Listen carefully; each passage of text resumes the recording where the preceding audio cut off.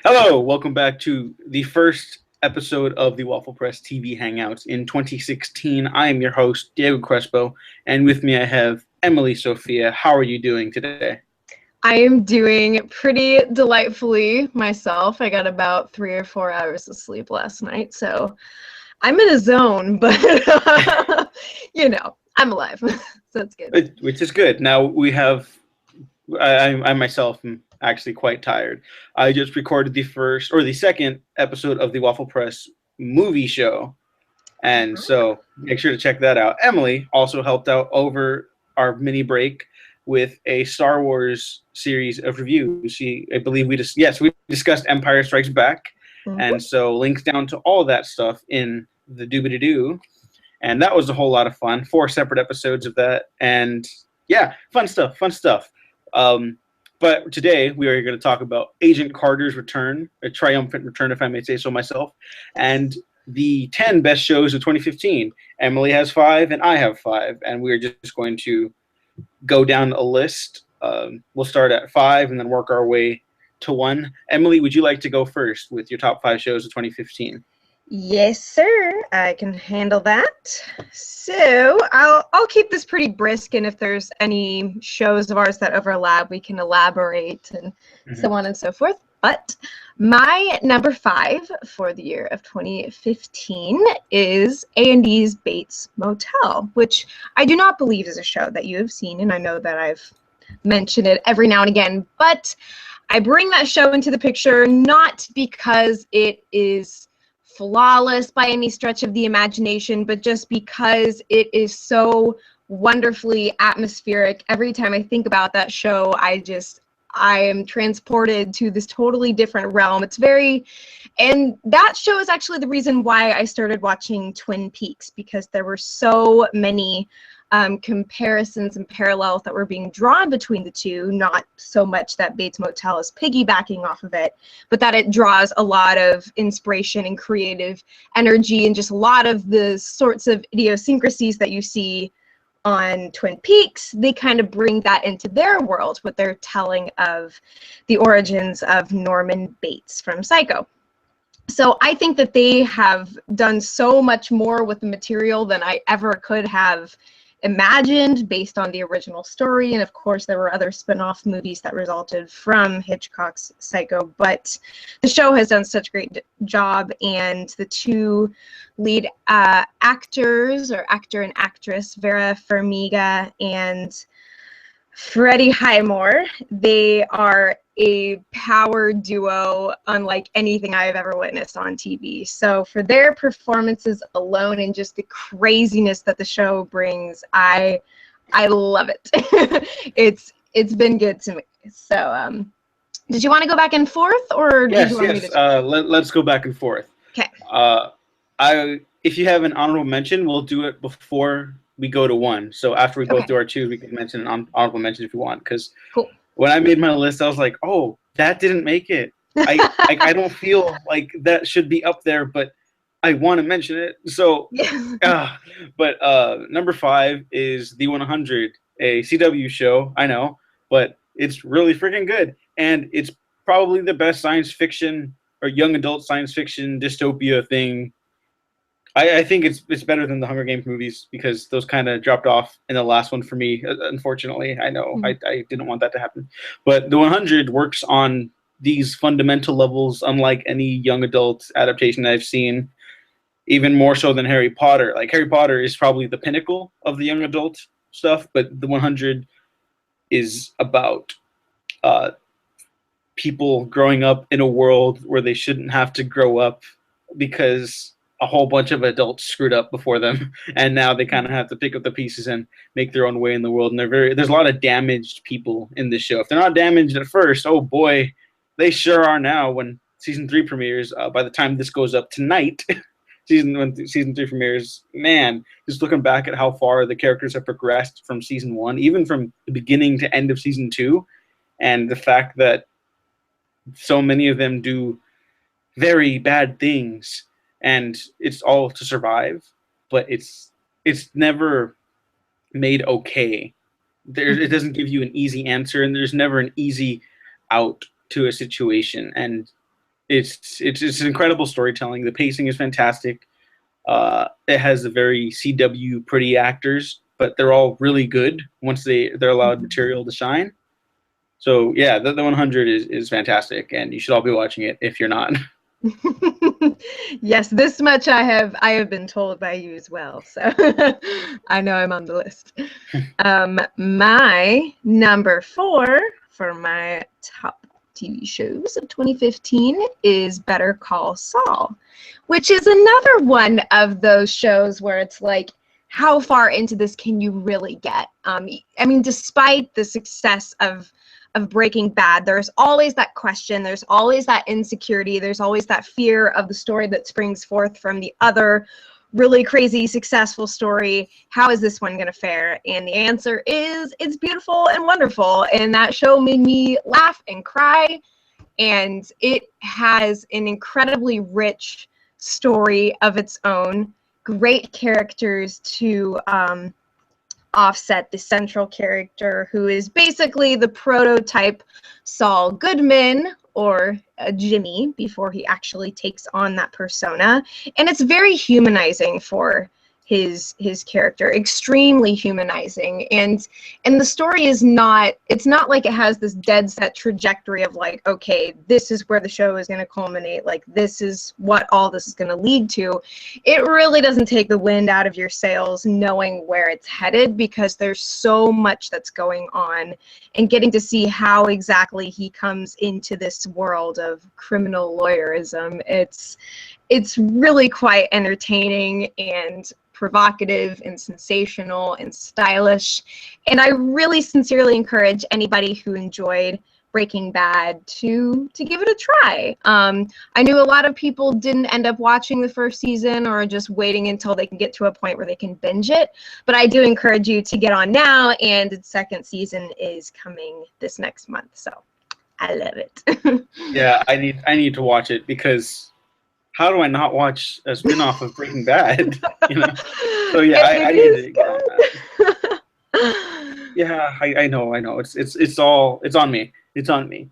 But my number 4 is a Netflix original that you and I reviewed, and it is Master of None. Masters of None? Master of None. Master of None. Yes, Yeah. that one. Yeah, I love this show so much. It is one of the most important things Netflix has ever done. Maybe another little show might pop up in there, a Netflix original. I don't know, maybe. But I say it's important because of the topics it discusses and what it brings up about race relations and the state of modern sexism, because it is very much a thing, and what it's like to be a person of color, and how representation is really hard to come by. Because Fisher Stevens was a fucking Indian dude. I love Fisher Stevens. I don't love him as an Indian dude. In whatever movie that was, Johnny 2? No, whatever. I don't know. And yeah, that show really struck a chord with me, and it's just really well directed. It's very sincere. I was really surprised by how much empathy Aziz Ansari has in his storytelling. I mean, sure, he could just be making it all up and such, but I think you can always tell when an artist really is devoted to understanding, even if like the episode where I cannot remember the name of the episode. I didn't write it down. Shoot. But where it starts at the bar, and him and his friends are having they think they're having a bad time, and then one of his coworkers is a woman is followed home from the bar because of some asshole who's trying to hit on her, and it's like, oh no, you think you're that's this, what we have is not a bad time. We don't have to deal with the same things. And so I think that's really remarkable that he goes to those lengths to show that. And it's a very important show for people to see the other perspective of things, you know. And so yeah, I loved Master of None. Damn it, I'm doing it again. But yeah, that's an incredible show. And Parents always makes me cry in the opening. So yes, I'm so glad that you brought that one in, because it is also extremely important to me. So that's very good. All right, my number 3, I really wanted to choose a comedy for this list. I watch a lot of stuff in the drama department, and it was really tough for me to narrow it down to one. I was actually thinking of doing Master of None, but I decided to land on The Last Man on Earth. And that is in great part because this latest season has just gone to places that I never expected. It has redeemed characters in ways that I did not foresee, and that happened in, I think, a really funny yet organic way.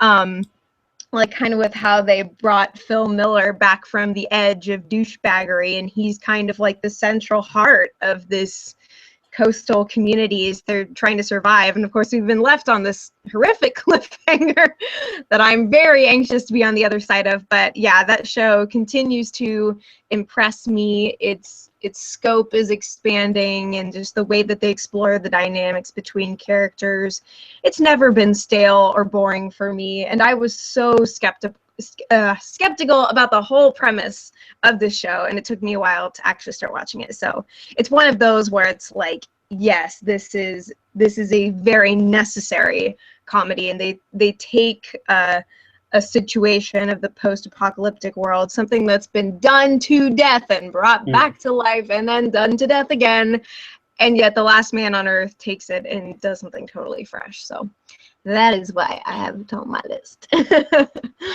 Yeah, that is a great choice. It is not on my list, but it might. If we do an honorable mentions, it will probably pop up there. I won't spoil that. My number 3 is actually Jessica Jones, another Netflix original, but a Marvel Netflix original, and another show of equal importance, if not more so, than Master of None. Damn it, Master of None. It is ultimately not a superhero story as much as it is a story about trauma and a rape survivor and what it's like to break free from something so traumatic and so terrible, and overcoming just like one of the utmost evil things that could be done to another human being. And it's a quote unquote superhero show, but it's really not, and it's really dark. It's really, really dark, but I also find it pretty inspiring. And it's got one of, in my opinion, the all-time modern villains in Kilgrave, the Purple Man. Just David Tennant is terrifying in that role. And of course, Kristen Ritter, our lead, is phenomenal. She's amazing. I want Emmys for her. I want all awards for her because she's so good. I mean, she's always been a good actress, but I feel like this role feels perfectly tailored to her, even though it's clearly not, because that was an adapted character. But yeah, I cannot wait for season 2, and I need it in my life now. I'm pretty bummed that we have to wait till after Defenders, apparently, for season 2. Yeah, but I mean, if you can keep up this level of quality, because honestly, I don't see how you go anywhere but down, because the first season is almost a perfect TV run, barring some little speed bumps here and there. Like that, yeah, it's a remarkable show. I was hoping to like it because I really like this character, but I was never expecting to love it as much as I do. So that's my number 3. And what do you know? It's my number 2. So I what a suppose coincidence. I shall. It's very nice. A little bit of a segue. But yeah, Jessica Jones was a just revelatory experience for me. I gobbled that show up, and it got into my mind and seeped into places that I did not anticipate. Like, I dreamed about that show for like a week after, like about being in Jessica's position and just all this crazy twisted stuff. So the fact that it managed to manifest itself in my psyche just goes to show that it dug down deep. I was incredibly impressed with all of the actors, and especially Kristen Ritter and David Tennant, who brought these characters to life in just a way that I never anticipated. I knew that the show was going to be great, even not knowing a ton about the comics, and then it blew me away, and even blew Daredevil out of the water for me. just in terms of how much it made me feel and how much it made me fear and how much it made me hate, and just everything that I felt over the course of that show was just so strong. And I owe that to a really incredible and scary story, which, like you said, it's not a hero story. It's not even necessarily a cut and dry like anti-hero story either. It's very much just focused on who Jessica is, where she's been, and how she is going about eradicating her past and the traumas that took place there. And it was so much better than I ever could have expected, and makes me realize that probably it's going to be tough for the second season to follow that up, but seeing what they've done so far, I know that they've got the skills to bring about something incredible down the line too. So that's my number 2. All right, and then my number 2 is Steven Universe, a cartoon show. I know, but Legend of Korra is not around anymore, unfortunately.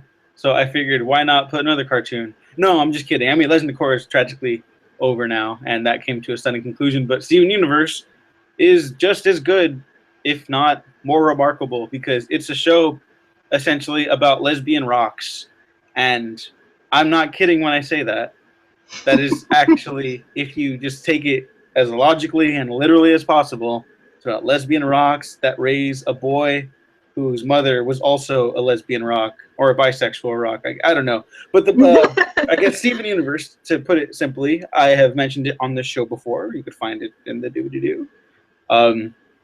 Is a show about a boy named Steven Universe whose mother who sacrificed herself to give birth to him, and his human father is raising him with 3 crystal gems who are warriors from space, a distant planet far, far away, or an empire far, far away, I guess. And they combat the evils of the empire they left behind. And that sounds really dramatic, and it is and it isn't. It's the show is many things. I guess the most similar thing I compare it to in terms of tone is Kingdom Hearts, especially the soundtrack, which is just like mind-shattering good. Like, I have it on loop all the time. I've downloaded all the songs, and I just listen to it like nonstop because it's so like fun and exciting and also very sad. And there are scenes in this show that I just could never believe would make me as emotional as they do sometimes. And it's a show about lesbian rocks. But no, it's also about like Master of None and Jessica Jones understanding and overcoming sadness. And because it's like a really sad show beneath all of this. And there's like some really fucked up imagery. Like, I couldn't believe, like, there's basically an episode that might as well be a Silent Hills movie, and I couldn't believe it, what I was watching. Like, oh my God. Like, I have younger cousins, you know, and like, they don't watch the show, but if they did, they would be like ruined. Like, they would be just so messed up if they saw that episode.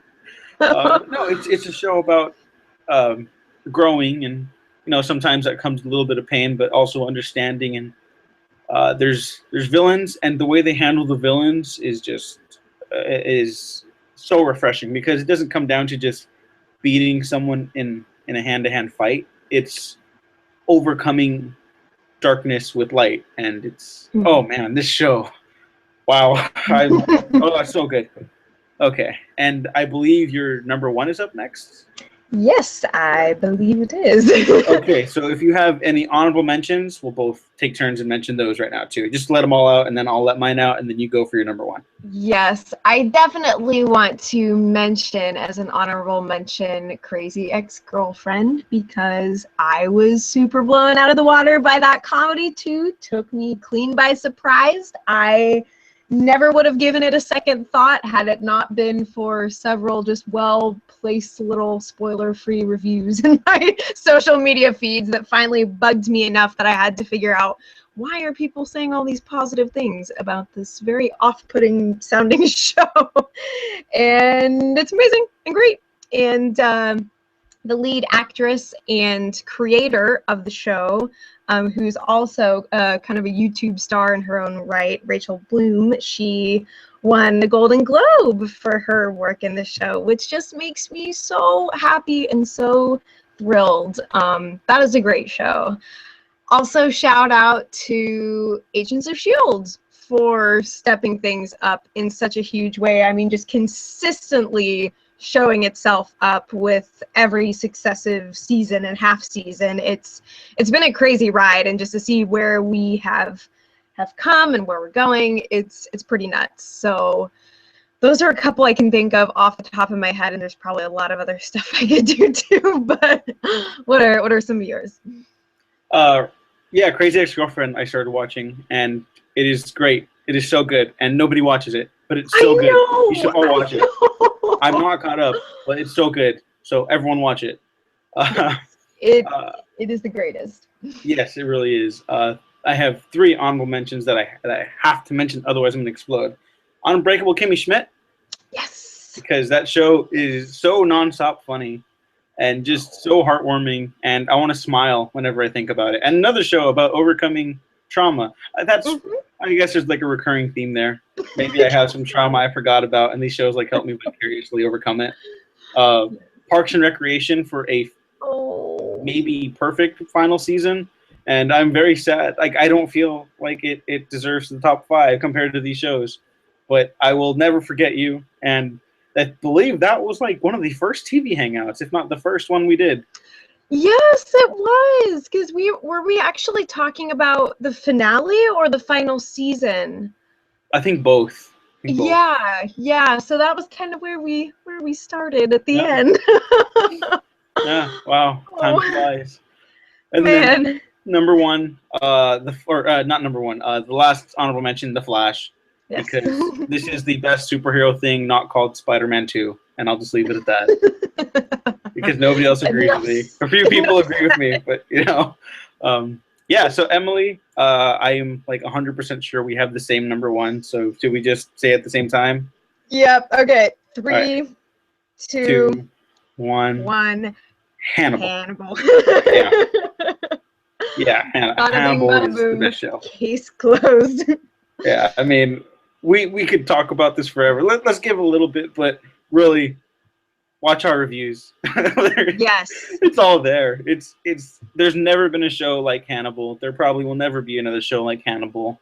It is fantastic storytelling on the writing levels, directing, visuals, the visual element. No TV show uses visuals like Hannibal did, and that's a shame, because it telegraphs its story better than a lot of movies nowadays. So, if you want to learn how to do visual storytelling, watch Hannibal. Like, it's there. It's all there. Yes, it's the show where you cannot look away for a minute. Because if you just hear like weird, creepy ambient music playing and you think nothing is going on, think again. Because you will find yourself in a totally different situation from anything that you could fathom. And that was just every single episode of this show. So thrilling and artistic and freaky, and just the amount of love that was poured into this show, not only from the fan base to the show, but the creators and the cast. Like, they were all such a family, and they put together something so unforgettable. I still can't process the fact that it's gone. I'm waiting just like another couple months for it to return, right alongside Bates Motel, because those were 2 shows that I would always watch together. So I am going to find myself split in half this year. There is a part of my heart that is missing now, but yeah, it's a tragedy. But I like, in the bottom of my heart, I want Hannibal to come back as like a Sherlock type series, where like they come back every 2 years, but then they'll have like a series of episodes, and they'll be really good. And I don't have Amazon Prime, but if someone wanted to do it for Amazon Prime, you guys should totally do that, like down the line, because there's still a fan base for it. and Mhm. it was the best show on TV, and that ending is so good. It's so good. Mm. Yeah. Yeah, it's crazy. And there's such a drive to continue the story as well. Like every other day, Brian Fuller is doing an interview and posting about like, oh yeah, see, I still got some notes and I still got everybody's numbers. Like there is this palpable tension in the world. It's silent, but it's there. Everybody wants this. So Yeah, exactly. We need it. We need it in our lives. yep. But that is our list of the best shows of 2015. Technically 10. I mean, we have two of the same ones, but I'm putting it as 10, damn it. Yep. Yes, and I'm quite happy with our choices, even though I need to watch some of yours. That is okay. At your own pace, and I've got a queue I'm slowly working through as well. So It's like the ultimate first world problems. oh But yeah. yes, now we will talk about the season premiere of Agent Carter, another show we started alongside Parks and Recreation last year. Mhm. And we were nervous about it not coming back. And before we get into the episode, the ratings have never been lower for the show, so that's disappointing, especially because the season premiere is pretty dang good. So, Emily, what did you think of the season 2 premiere of Agent Carter? Personally, I think it feels to me like it's back and bigger than ever. I mean, they peppered in all of these really personal little storylines, and they're starting to bring in the crazy, otherworldly, cosmic insanity on the side, and it all just fuses together in this lovely little bundle that is Agent Carter. And there's so much humor and heart and energy in the show. It's just so silly and fun, and yet knows so well how to take itself seriously when it needs to. It was great to have Peggy and Jarvis back together. Cool to have them in a totally different setting. They're in the 1940s Los Angeles, Hollywood area, and that's just a cool palette to put these characters against because there's so much stuff going on in New York City at any given time. But yeah, so we get kind of a bank heist and a crazy murder mystery with atomic weapons gone wrong and people are disappearing and zero matter, whatever it's called. I mean, they take all these really big things, but I think it's the characters that we really get to sink our teeth into, and that makes this stuff really interesting. But yeah, I enjoyed it. Of course, it's kind of tough to have a 2-hour premiere when you don't expect it coming, but I think it was really good. Also really exciting to meet Jarvis's wife too. What's her name? Anna? I think Anna, but yes, Yeah. I will mention more of her because I love her.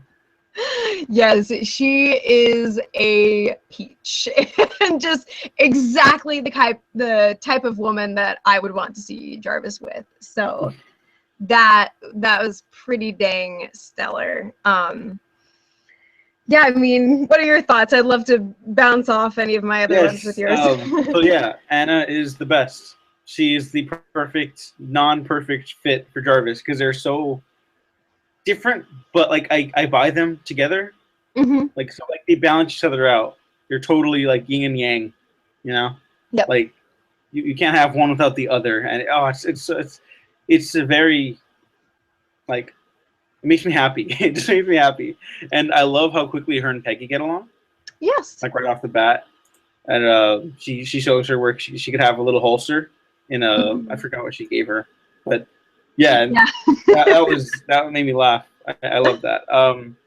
Yeah, the characters are what we're here for, and the plot stuff is all fun. It feels bigger than last year, Mm-hmm. which I like because I thought this. I didn't think the show fell off in the second half. Apparently, some people did, but I was like, well, I thought the finale was like the best episode. Yeah. And yeah, no, I was really digging that, but I like the broader scope. I like seeing LA, even though I feel like the traffic. This is the thing. Whenever Mm-hmm. people are driving in movies and TV shows and they're in LA, they're like, "Oh yeah, we got to make it here in so and so time." You're not gonna make it there in that time. You got to leave like No. 3 hours ahead. The traffic is terrible in LA. People don't exaggerate that. It's really that Mm-hmm. bad. So, yeah, no. Like if they need to like stop like a bomb from going off at like the Griffith Observatory, and they're like in Long Beach, it's it. It's over. They lost. No, it's done. Sorry, guys. Yeah. You don't Sorry, get to be guys. heroes, Lost. not in LA. Yeah, I mean maybe traffic was better, like 80 years ago, 70 years ago. No, I'm terrible at math. I lost it. No, a long time. It is many moons ago, because we're thinking 40s. So I mean, it's over half a century. Yeah, so. like 65, 65. Because what year is it? 1940 something. 1940 something, 7, I think. I think it's 1947. Okay, I'm gonna stop doing math so I don't look like that dumb anymore. But yeah, no, maybe traffic was better back then. Maybe. I can't remember the name of that new character, the scientist. Jason Wilkes, I think. Yes. Yes. What do you think about him? I think it was pretty cool. I suspect that he's not out of the picture. I've heard little inklings of his possible return down the line. So they leave it off on a note where he could totally have gotten blown up or sucked into the negative energy vortex of doom and mystery. But yeah, I think it was really cool to have him team up with Peggy's character, and for them to kind of explore one another's past and sort of the, whether they're just talking about their childhoods or where they've come from, the difficulties that they've faced. I think that there's a lot that they get to bond over pretty quickly, but it doesn't feel too shoved down our throats or anything. I think that he got a pretty good entrance, and I suspect that he's not out of the picture yet, because I mean that would be just kind of a bummer to get us to know this guy and then sacrifice him within the first 2 episodes, the premiere essentially. But yeah, I liked him. How about you?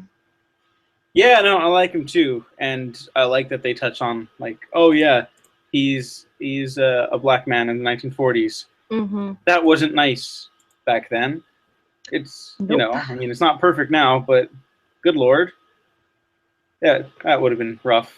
So I like that they touch on that, and that like you get why he's loyal to that company he worked for. Yeah. I can't remember the name, but like I think. yes, and like oh yeah, they're the only ones who gave him a job, and he deserved it clearly because he's a brilliant scientist, but racism and all that makes it difficult. I like the villain, even though I want her to be her comic book self, Madame Mask, and I don't think I'm ever going to get that. I think they said they're never going to put the official mask on, which is fine. I mean, that's cool. It's fine. I'm not going to pick and choose, nitpick, and all that, because this is a really fun show, and I like that this season more than the previous one even has like a Roger Moore Bond type deal, or I guess no, a more accurate. The Rocketeer. It feels more like the Rocketeer. Yeah. Also because the Rocketeer also takes place in Los Angeles. So yeah. So this is my jam. I love this show.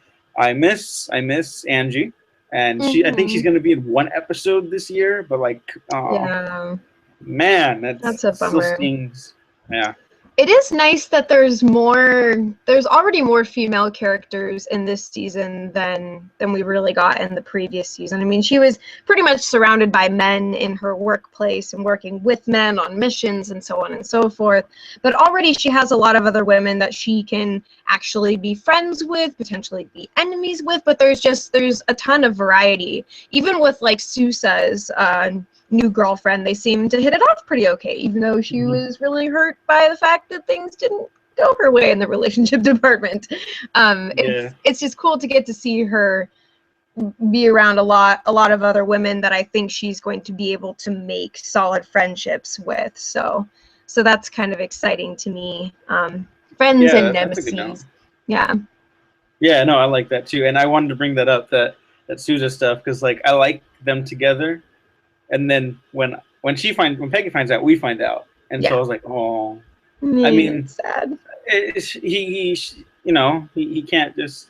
She wouldn't wait around. I mean, it's fair. They weren't in a relationship. I Mm-hmm. get it. But Sousa, what the fuck? I mean, I come on, know. man. It's Peggy.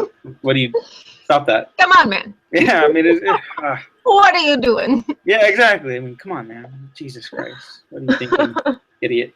No, but yeah, all in all, pretty great premiere, and I'm looking forward to where all this stuff goes. It looks even more comic booky than the previous season, which I admired Mm-hmm. for its like ability to be like perfectly fitting in the Marvel universe, but still standing on its own. This season feels like more of that, but expanded in a good way, and Mm-hmm. not just bigger for bigger sake. Like, you know, a lot of sequels, they say like, oh yeah, bigger means better. This one feels like actually, yes, bigger is better here because we want to see Mm-hmm. more of this stuff and like getting the new Yeah. character dynamics and Mm-hmm. yeah, I mean like yeah, it's good stuff, good stuff, good stuff. Yeah, I am curious as to how much time is actually going to be spent in New York because we still have some character action that's going on over there with Thompson, who Mm-hmm. is he's definitely in a power hungry place, and it looks like the FBI kind of wants to recruit him for stuff, but I don't know. I foresee maybe some potential drama down the line there, but yeah, I don't know how much hopping back and forth they plan on doing, but it seems like they're kind of setting Thompson up maybe to be kind of a bad guy. I mean, he's never been a particularly nice dude, but I'll be curious as to what their end game with him is. So. Yeah, because I mean, last season did a really good job of bringing every story and character together, and I hope this Mm-hmm. season does that again because Yeah. it's bigger and it's been bigger, better. I mean, like if you compare it to where the first season started, I like it more right now. I mean, the first two Mm-hmm. episodes, so I mean, Yeah. anything could happen. But yeah, like I don't want him to be a villain, but Yeah. I mean, these guys could probably pull it off. They're talented writers and the Yeah. talented cast and crew.